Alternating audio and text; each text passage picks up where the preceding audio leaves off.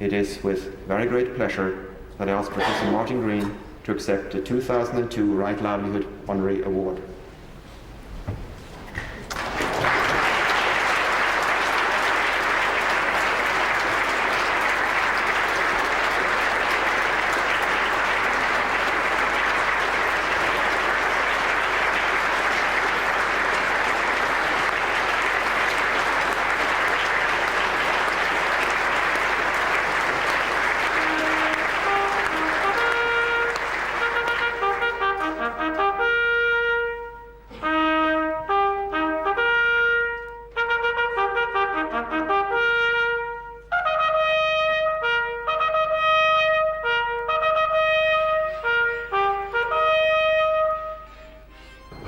My award is for my work in photovoltaic solar energy, or more simply, in improving the ways that you produce electricity from sunlight using solar cells. I think most informed people would be aware of the huge amounts of energy required to support modern life. I think these days most also recognise how dependence upon these huge amounts of energy have created problems in the past and in the present, and perhaps even more disturbingly, have the potential to create problems well and truly beyond our control in the future. Given the huge amounts of energy involved, I think it will come as a surprise to most if I tell you that in just 3 days, the Earth receives as much energy from the sun as all the fuel burned by humans, not just over the last year, but in the whole of human history. Just 3 days for the whole of human history. Australia, where I come from, has hundreds of years of coal reserves. However, just 3 weeks of sunshine offsets all the world's known fossil fuel reserves. To me, this puts the issue of the world's energy supply in a completely different perspective. The sun still provides almost all the energy required to support human life, just the same as it did 500, 5,000, or even 50,000 years ago. The difference is that the extra amount of energy that we now use is not generated very sensibly. It is causing problems that are disproportionately large compared to the amount involved.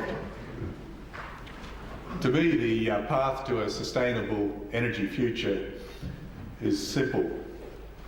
We have to find a way to tap into a small fraction of the sun's energy to convert it to a form suitable for supplying what are in fact the relatively small additional energy requirements of human life. Electricity is one form of energy that is in a suitable form. This challenge seems to be well within the scope of human technological capabilities. In fact, almost trivial compared to other approaches that have received more support, such as sustained nuclear fusion. I think the technological challenge involved in cheaply converting solar energy to electricity definitely can be met, and as I'll mention later, may in fact already have been met. It remains to be seen whether the political and organisational challenges involved in recognising and addressing the need to change from the status quo can also be met on a reasonable timescale. On a personal note, my involvement in photovoltaics began some 30 years back. I had become interested in microelectronics during my final years as an undergraduate student.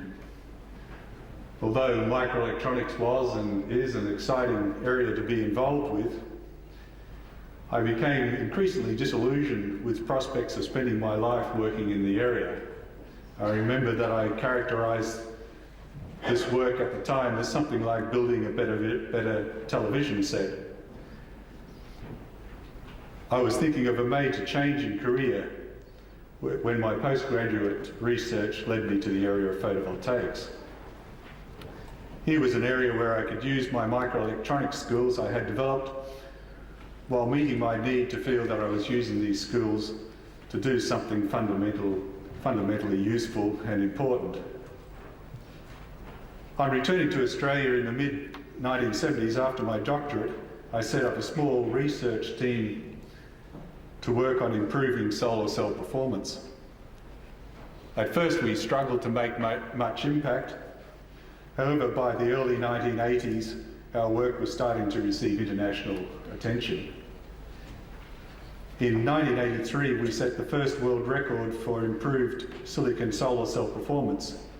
This was quite surprising achievement for a small research team from Australia, given that a lot of the other work at the time was being conducted in the research laboratories of major microelectronics companies and government agencies, particularly in the USA, Japan and Europe. Our lead, however, quickly increased.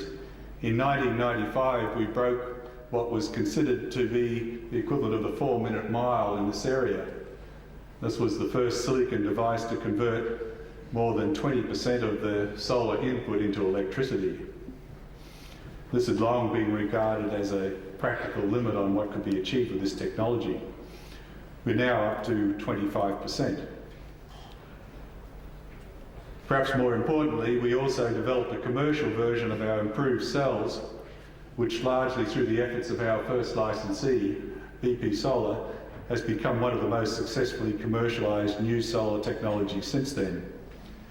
BP Solar, now one of the world's largest players in the solar cell industry, plans to sell over 10 billion kronas of these by 2010.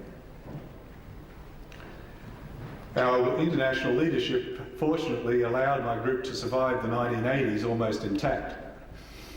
The period spanning the US Reagan administration in the United States was very bleak for photovoltaics, with many groups working in the area having to disband and switch to other areas. As we were one of the few groups left standing, we felt the responsibility to make sure that our work concentrated on the most important problems facing the area.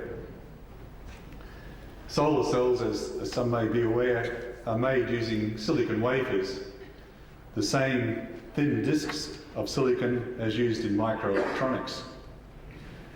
We saw that the main challenge facing the area was to find a way of getting rid of these relatively expensive wafers by depositing the photoactive material onto a supporting glass superstrate. Although several approaches already had been developed for doing this, we considered these marginal since none of these involved the same high quality, reliable silicon material as used in wafers. It has become clear over the last 2 years that our work with thin silicon on glass technology has been successful. A company, Pacific Solar, that I helped form in Sydney to commercialise this approach, has recently demonstrated pilot line production with good efficiencies and yields and with projected costs significantly lower than the standard wafer-based approach. What needs to be done to accelerate the development of photovoltaics and get it to the stage where it can reduce our dependence upon the less desirable present energy generation options? The strategy that is appearing to be quite effective might be described as a market pull approach. By subsidising the installation of solar electric systems on the roofs of private homes, various local and federal governments around the world have helped stimulate the market for photovoltaics, allowing it to grow at 30 to 40% per year over each of the past 6 years. This buoyant market has in turn encouraged manufacturers to invest in new facilities and manufacturing processes that are helping to drive prices down. We are also hoping that it makes it easy to commercialise new technology, such as our thin silicon on glass approach I mentioned before. The German politician Dr. Hermann Scheer, who was a recipient of the 1999 Livelihood Award and also was Time magazine's Green Hero of the 20th century, has been the driving force behind the legislation that underpins the German program in this area. The electoral success of his party in September makes it possible that the present program, seeking to cover 100,000 roofs in Germany with photovoltaics, will be extended to 1 million such roofs. Other European countries with similar programs include the United Kingdom and the Netherlands, neither noted for their abundant sunshine, as well as Switzerland, France, Italy, Spain and Portugal. Outside Europe, Japan is the leader in this area. Australia and a number of the individual states in the United States have also similar programs. The diversity of governments with such programs provides some protection for the photovoltaic industry against the impact of any single program like this collapsing.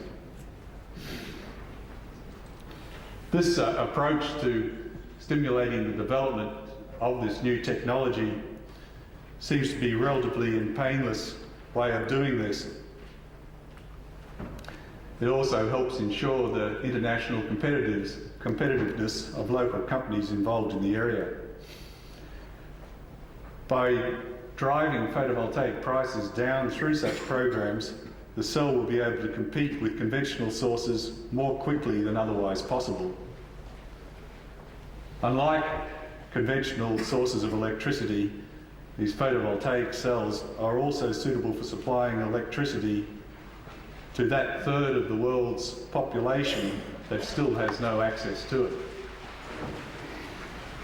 By such programs, the rich countries of the world can accelerate the development of a technology of use to both rich and poor.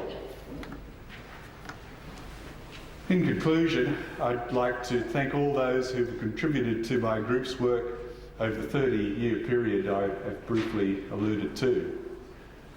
I would also especially like to thank my wife, Judy Green, for her support over this period and for encouraging me to push my work to its limits. Thank you very much.